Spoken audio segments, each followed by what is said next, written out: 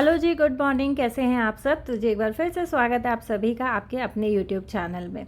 हम औरतें अपने घर से बहुत प्यार करती हैं, लेकिन घर का सबसे एक इम्पॉर्टेंट हिस्सा हमारा है, जहां हमारी ज़िंदगी का सबसे ज़्यादा समय निकलता है, वो है किचन। सुबह उठते ही हमारा सबसे पहला कदम किचन की तरफ बढ़ता है। मेरी भी यही आदत है, मैं सुबह उठते ही एक बार अपने किचन में ज़रूर आती हूँ, अपने किचन को संभालती हूँ, उसके बाद जो है मैं अपने डेली के आगे के काम निपटाती हूँ। तो जी दिन है थर्सडे का, टाइम हुआ है सुबह के 5:15 बजे का। आज मैं उठने में थोड़ा सा लेट हो गई हूँ, क्योंकि रात को सोते सोते लगभग 1:30 से पौने 2 बज गए थे। हस्बैंड बहुत ज़्यादा लेट आए थे। आज मैं अलार्म लगा के सोई थी। जिस दिन मेरे को सोने में बहुत ज़्यादा लेट हो जाता है, उस दिन मैं अलार्म लगा के सोती हूँ। अदरवाइज़ मेरी सुबह पौने 5, साढ़े 4, 5 बजे अपने आप से नींद खुल जाती है, क्योंकि मुझे आदत है स्टार्टिंग से जल्दी उठने की। आज 5:15 बजे उठने के बाद भी मुझे बहुत लेज़ीनेस फ़ील हो रहा था, बहुत ज़्यादा टायर्डनेस फ़ील हो रही थी, क्योंकि नींद पूरी नहीं हुई। लेकिन जिस दिन ऐसे होता है तो मैं दिन में सो जाती हूँ घंटा 2 घंटा, तो मेरा जो है नींद वाला सिस्टम बैलेंस हो जाता है। नहीं तो मुझे माइग्रेन का प्रॉब्लम है, अगर नींद पूरी नहीं होती है तो माइग्रेन स्ट्रोक आ जाता है। तो वो सबसे बड़ी दिक्कत रहती है मेरे लिए। और यहाँ आज मैं इसीलिए थोड़ा सा ना बालकनी में घूम रही थी। हालांकि लेट उठी हूँ, जिस दिन लेट उठती हूँ उस दिन मैं सीधा अपने काम पे लग जाती हूँ। बट आज मुझे ये था, थोड़ी सी थकान महसूस हो रही थी, और मुझे डर ये रहता है कि सर में दर्द ना हो जाए। एक बार अगर माइग्रेन स्ट्रोक आ गया, फिर नहीं पता होता कि कितने दिन में आपको जो है रिलीफ मिलेगा।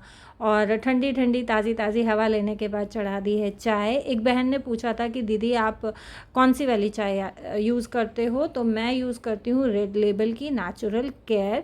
और स्टार्टिंग से यही वाली चाय पत्ती मैं यूज़ करती हूँ। मेरी मम्मी के यहाँ भी यही चाय पत्ती यूज़ होती है। ये मैंने बच्चों के ड्राई फ्रूट शेक के ड्राई फ्रूट भिगोए थे, उसके साथ एक अंजीर भिगोया था, ये हस्बैंड के लिए भिगोया था।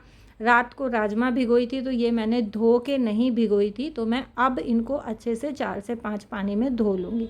धोने के बाद इनको साथ साथ जो है बॉईल करने के लिए रख दूँगी। और यहाँ पे आप सभी से एक छोटी सी रिक्वेस्ट करूँगी कि जो भी पहली बार मेरे चैनल पे विज़िट कर रहे हैं, अगर आपको वीडियो पसंद आए तो वीडियो को लाइक करें, शेयर करें, कमेंट करें, चैनल को सब्सक्राइब करें, और चैनल को ऑल नोटिफिकेशन वाली बेल आइकन प्रेस करके ही सब्सक्राइब करें, ताकि मेरी हर वीडियो की नोटिफिकेशन आपको मिले सबसे पहले। यहाँ मैंने सिर्फ नमक डाला है राजमा में। राजमा में मैं हल्दी वगैरह नहीं डालती हूँ उबालते टाइम।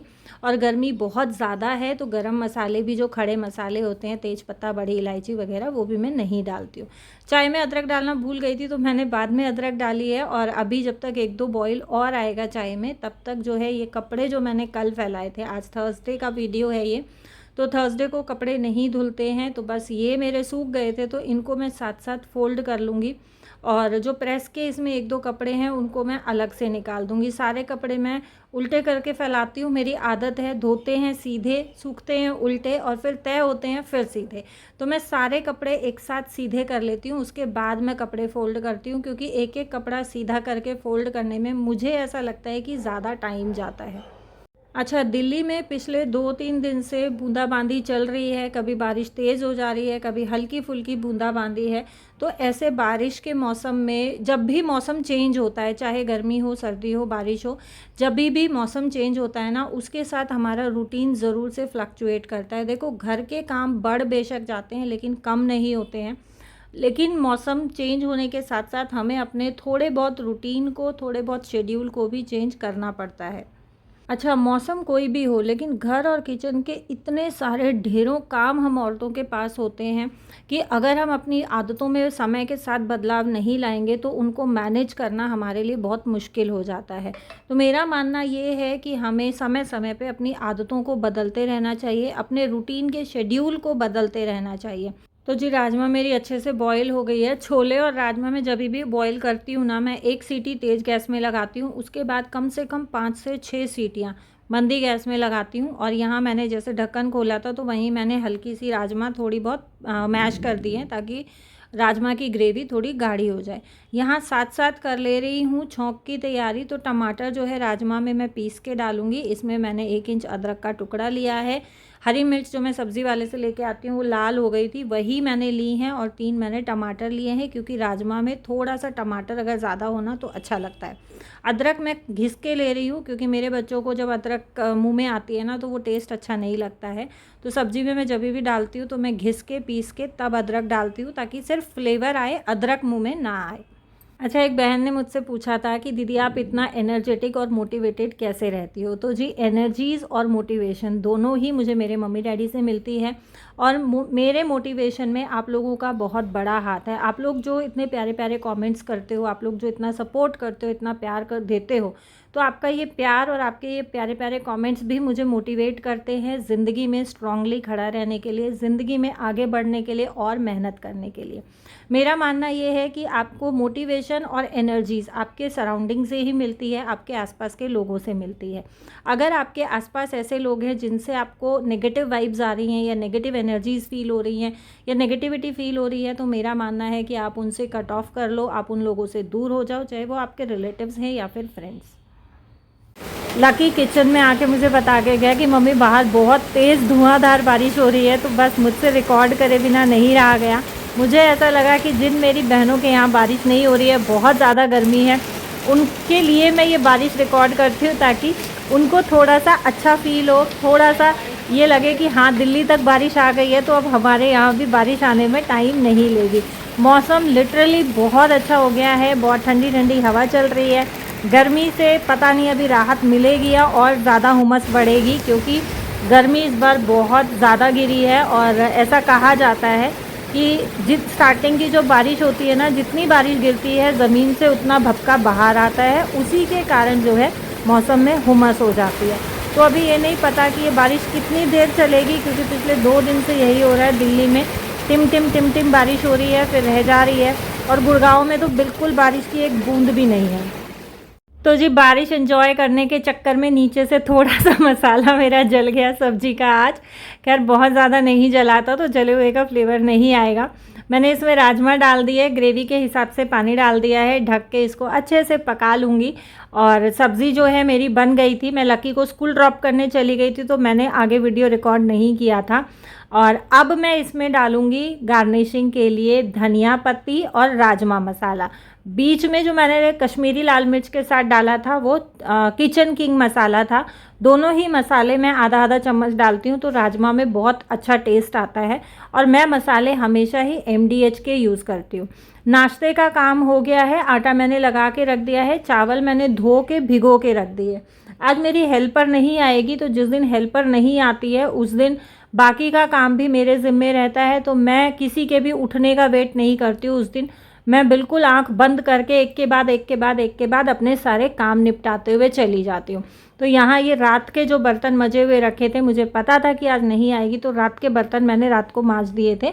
इनको मैं लगा दे रही हूँ, क्योंकि ये सूखे हुए बर्तन हैं, इनके ऊपर अगर अभी के बर्तन मांज के रखूँगी तो बर्तन गीले हो जाएंगे।